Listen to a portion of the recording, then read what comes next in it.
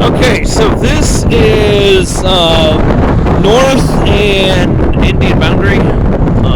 Indian Boundary on the north side of the road, 30th on the south side of the road. And we have a ped button here. So this is on the southeast corner.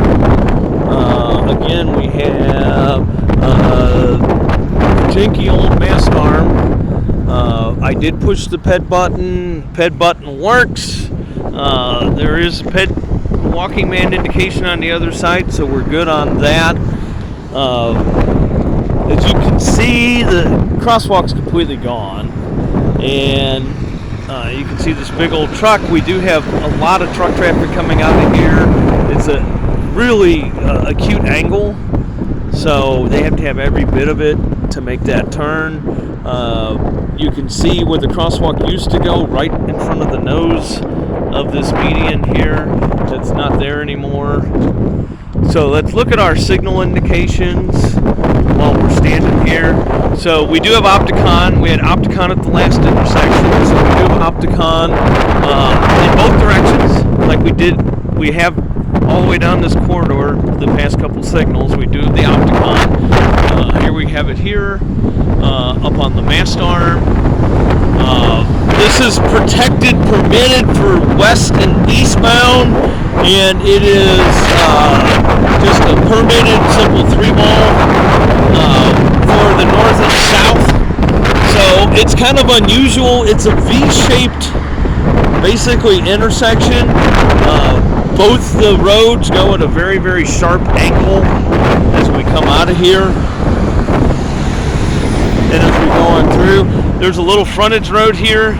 So I'm on the south side, and now I'm looking west. So there's this little frontage road that comes in here that feeds those businesses back in there.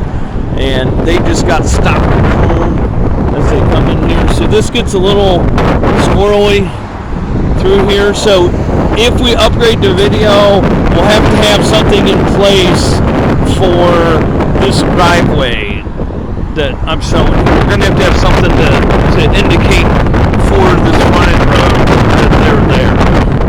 We have a similar situation on the north side with the frontage road coming in. That's the one-way frontage road that comes away from the intersection, so I can make a right and then make an immediate left on here. So we're going to cross the street. So I did want to point out, you see these people are coming out of the driveway there. So they got a stop sign and they're pulling out. And there's just not enough storage room there between where that driveway comes out and the street. And so it's kind of causing some conflict. Okay, so here's where this bike path is crossing. Again, if we got video detection, you can't really use this type of pavement marking, and that's because since it's a diagonal, the cameras have some issues with it. They need things square, so we either have to go with just the straight 2 bars or that zebra pattern, kind of that ladder type of look. And that type of look obviously is more visible. As long as we mount any kind of video detection on the post, we're okay on here. So I'm on the north side, northeast corner. I'm looking west at this. So you see again for these guys, I really only have an indication on that mast arm. That is not a preferred situation. If somebody strikes that mast arm, we lose the whole signal. We don't want that. So we do have an issue with a lack of redundancy at this intersection as well. Here there's a little bit of confusion when they pull out. Here we got Indian Boundary here. It's really windy. I'm getting stuff in my eye. So we got Indian Boundary, and when they pull up, this intersection's wide open, so if you turn right, where are you really turning right into? You're going to turn right into the little frontage road here, or on the main road. We've already been seeing some conflicts with vehicles turning right with these frontage roads here. So we got splitting the median, the boulevard here. So we got the boulevard between the main street and the frontage road. We've got this bike path that splits it down the middle.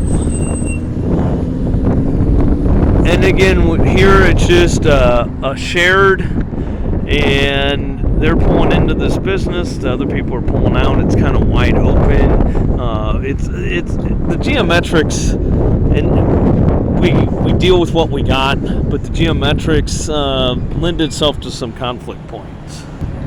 Okay, on this post here, northeast corner, we've got push buttons for both directions. One to go south, one to go east, and one to go west, I'm sorry. And you can see we got the countdown here, so our head looks good. Across the street here, we got a little bit of a little gutter, a little valley there, so we got to be aware of that for our pedestrians to be able to cross. Yeah. So here, see, look what's happening here. We're kind of blocking the frontage road. Now again, it's a one-way, so that's not a huge issue. But look, we got a bike coming down the bike path, and the lead car here is actually in the middle of this crossing path for the bike.